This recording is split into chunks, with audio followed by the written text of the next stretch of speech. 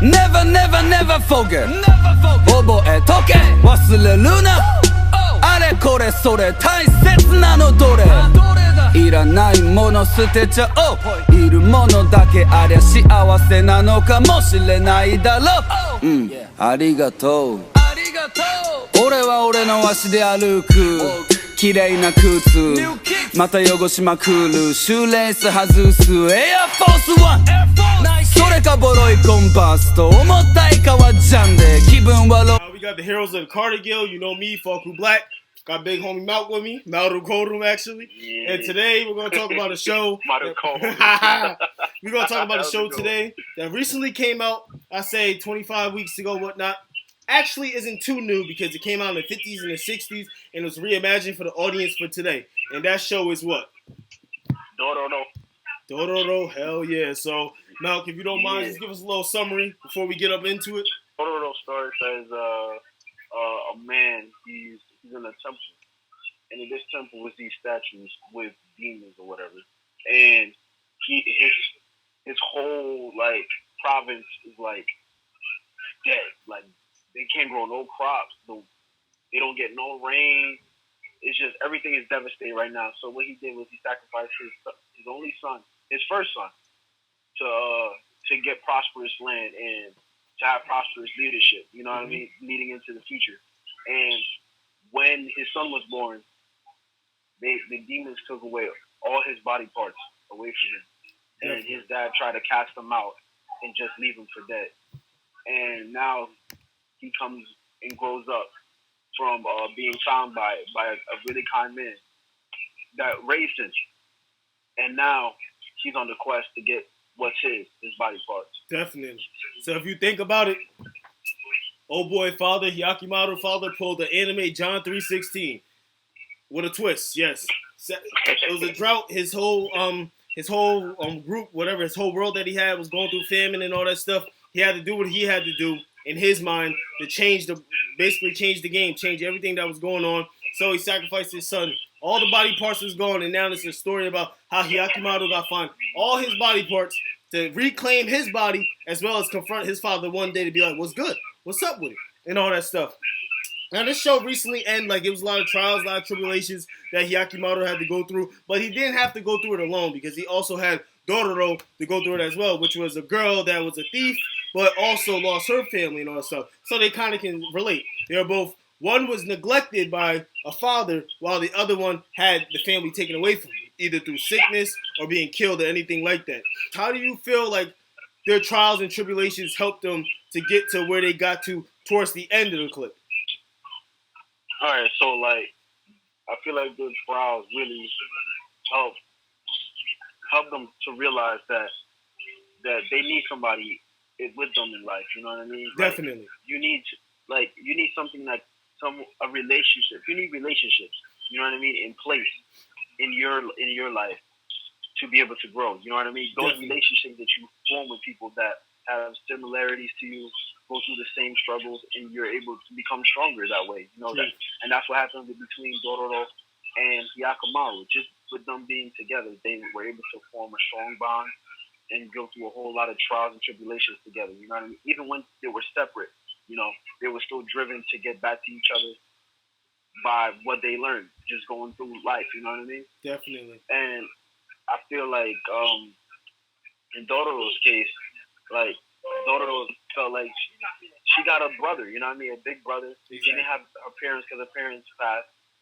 And she has somebody that she can look up to, like, that can protect her, while she also provides something for him where he has somebody he can protect, somebody he feels that actually loves him and cares for him, you know what I mean? Definitely. When his real parents did not, you know?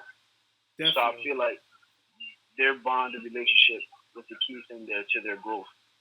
Many times, Hyakimaru was on basically the process of wanting to, like, let go and basically let the demon inside him take him over. Yeah. Give me that fire and all that stuff. Let that humanity out of him, yeah. And Dororo being there for him, sometimes she had to keep him. You know what I'm saying? Because so many times, like, this is just subliminally, even though he's fighting to get his body parts back, just being driven to do all that was going to drive him insane. And Dororo needed to be the one that was there to keep him from becoming that monster that was demon. inside him, ready to manifest and whatnot. To make another connection, I don't know if it's all right, but connecting it to rising as a shield hero, all his trials and tribulations, you already know that if he continued going down the path without Raptalia, he would have became a monster. He would have lost it. He probably would have did more harm to the world than good. But Raptalia made him let go of that rage, or at least took on some of that rage with him, so he wouldn't have that all in his heart. And I saw that similarity between Raptalia and my boy Naofumi and Dororo and Hyakumaru. Big facts. When it came down to Daigo's hatred, which is Hyakumaru's little brother and whatnot, many times, at first he didn't feel that it was right what his father was doing to Hyakumaru until he realized that with all that stuff, maybe if I get rid of him, all this famine will stop. But then again, we see in backstories that is it really that he want to kill Hyakumaru because of the famine that's happened, or is it because he feels that there is a neglect from his mother that's constantly praying for Hyakumaru's return or Hyakumaru to rest in peace and whatnot? What do you think on that? True. Now we know how a mother love can be with a child, so what do you think? I don't feel like it was because of his mother per se. It was because of the whole fact that Hyakumaru still played a more important role in his life than his own self. You know what I mean? He feels like I'm the one that's alive or has been with you since I was a baby. Like I'm the one that deserves all this love, care, and acknowledgement, especially from the dad too. Like he feels like even though he's a son, like the dad, of course, holding stuff back from him. He feels like when he found out that Hyakumaru was like actually his brother and stuff, he found out that that's the real reason why they've always been acting funny and not giving him the full love and attention that they wanted. You know what I mean? Definitely. Because Hyakumaru was out there, and I feel like that played a large part in sculpting his hatred, but like if anyone went through that, they would feel some type of jealousy, or envy, because it's your son. It's your son. He wants that love that you're giving to somebody that's not even there, even though it's your fault that your brother is not there. You're just gonna have that in you. It's not like you have anything against your brother. You just want to have the same acknowledgement that he does, and that happens a lot. Even between brothers that are together, you have those times where you have a conflict with your brother, not because it's something big, but because you feel like they're getting more attention and stuff like that. You know what I mean? Definitely. And that's why I felt like if they grew up together and stuff like that, it would be a lot different. True. The mom paid attention to Hyakumaru and praying for him more because he needed it. He needed it more. He was out there on a quest. She don't know what he's doing. She don't know where he is. But all she knows is there's a possibility that he's alive. Definitely. He could be out there somewhere, looking for them. And as a mother, any mother would want to know that their son is safe and all right. She knows you're in her vicinity and she gives you whatever love that she can. She's always kind to you and everything. But she's doing these extra precautionary things because she feels that her son is out there alone. Now, we know in the beginning how Hyakumaru and Daigo's father was. He was to the point that he wanted to be like, all right, look, I got to get rid of this famine. I got to get rid of Hyakumaru. I got to sell his body parts to the demons. But then again, we heard him also say that I need to be the supreme ruler of this land, that just like Machiavelli said, I'm going to be feared. Nobody's going to overrule me and whatnot.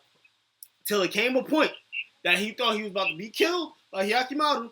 Hyakumaru took the big man way out, just stabbed the little shell, and said, look, you do what you got to do. You got to live with it and whatnot. And then it was at that point that the father would start broken down crying. Now, this man was all good and whatnot. He was all this. And then that part, he was like, dang.